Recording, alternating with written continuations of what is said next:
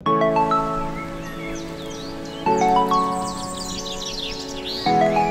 everyone, this is Millie and welcome back to another episode of Me Time with Millie. আশা করি তোমরা খুব ভালো আছো। আমিও ভীষণ ভালো আছি। আমি আবার এসে হাজির আমার জীবনের কিছুটা সময় তোমাদের সবার সাথে শেয়ার করে নিতে। আজকে শনিবার, সবাই নিশ্চয়ই খুব মজা করে রিল্যাক্স করে কাটিয়েছো। আজকে অবশ্য মোয়ানা রিলিজ হয়েছে, তোমরা জানো কিনা জানি না। বাচ্চাগুলো আমার গেছে মোয়ানা দেখতে, আর সেই ফাঁকে আমি ভাবলাম ওদের জন্য কিছু না স্পেশাল বানিয়ে ফেলি। যারা আমার ব্লগ রেগুলার ফলো করো তারা নিশ্চয়ই এতদিনে ভালোই বুঝে গেছো যে আমি রান্না করতে ভীষণ ভালোবাসি।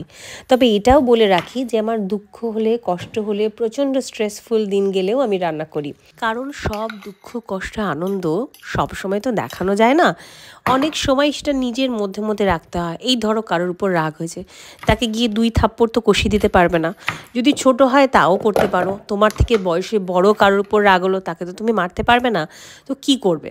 তো আমি এই রকম সময়ে আমার সমস্ত এনার্জি চ্যানেলাইজ করি অন্য কোথাও, যেখানে আমি নিজেকে ব্যস্ত রাখি এবং মাথার মধ্যে এই সমস্ত জিনিসগুলোকে আসতেই দিই না। তো রান্নাটা আমার কাছে কোথাও একটা স্ট্রেস রিলিফের মাধ্যম। আমি শিওর তোমাদের সবার মধ্যেই একটা না একটা এরকম এনার্জিকে চ্যানেলাইজ করার কিছু মিডিয়াম আছে, সেটা কি আমাকে জানাতে ভুলো না। আচ্ছা চলো রান্নায় ফিরি। আজকে দেখে বুঝতে পেরেছো জোগাড়জাটি করেছি চাইনিজ রান্না করার, হচ্ছে ফ্রাইড রাইস আর চিলি ফিশ। একটা রাইস কুকারে পরিমাণ মতো নুন চিনি দিয়ে গরম মশলা দিয়ে ভাতটা বসিয়ে দিয়েছি, আর অন্যদিকে আমি হাতে সবজিগুলো কেটে কুটে নিয়েছি। মাছটা ম্যারিনেট করেছি লেবু, রসুন আর গোলমরিচ গুঁড়ো দিয়ে। আমার কাছে ভেটকি মাছ আছে, তোমরা চিকেন দিয়েও সেমভাবে ম্যারিনেট করতে পারো।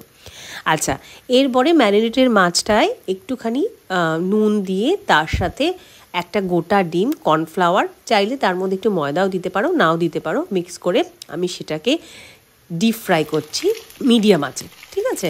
আর অন্যদিকে আমার ভাতটা হয়ে গেছে, এদিকে গাজর আর কড়াইশুঁটি ভাজাও হয়ে গেছে, সেটা আমি রাইস কুকারে ঢেলে দিলাম। উপর থেকে দিয়ে দিলাম বাটার, আর তার সাথে আমি দিয়ে দিচ্ছি একটু গোলমরিচ।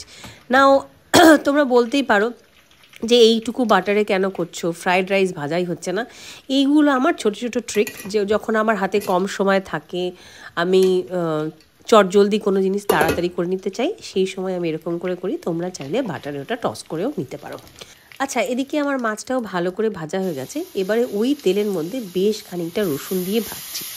এখানে একটা ট্রিক আমি ইউজ করি, সেটা হচ্ছে এই রসুন ভাজার তেলটা না, বার্ন গার্লিক অয়েল যেটাকে বলে, সেটা আমি না বাটি করে প্রথমে তুলে খানিকটা সরিয়ে রাখি। এটা আমি সবার শেষে আবার ইউজ করব। বাকি যে তেলটা পড়ে রয়েছে তার মধ্যে পেঁয়াজ, ক্যাপসিকাম দিয়ে ভালো করে নাড়াচাড়া করে নিচ্ছি।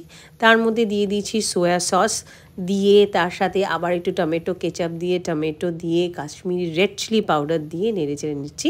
সবার শেষে দিয়ে দেবো একটু পরিমাণ মতো নুন আর পরিমাণ মতন চিনি, সেটা দিয়ে নাড়িয়ে চাড়িয়ে নিয়ে সবার লাস্টে একটা কর্নফ্লাওয়ারের স্লারি করে ওর মধ্যে দিয়ে দেবো। যদি তোমরা এটাকে ড্রাই চিলি ফিশ করতে চাও তাহলে কর্নফ্লাওয়ারের স্লারিটা দেওয়ার দরকার নেই।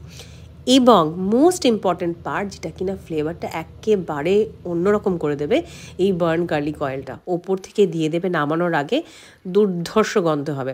আচ্ছা, তোমরা যদি নোটিস করে থাকো, আমি কিন্তু কাঁচা লঙ্কাটা এখানে লাস্টে দিচ্ছি, কারণ বাচ্চাদের জন্য তুলে রেখে তারপরে লঙ্কা দিই।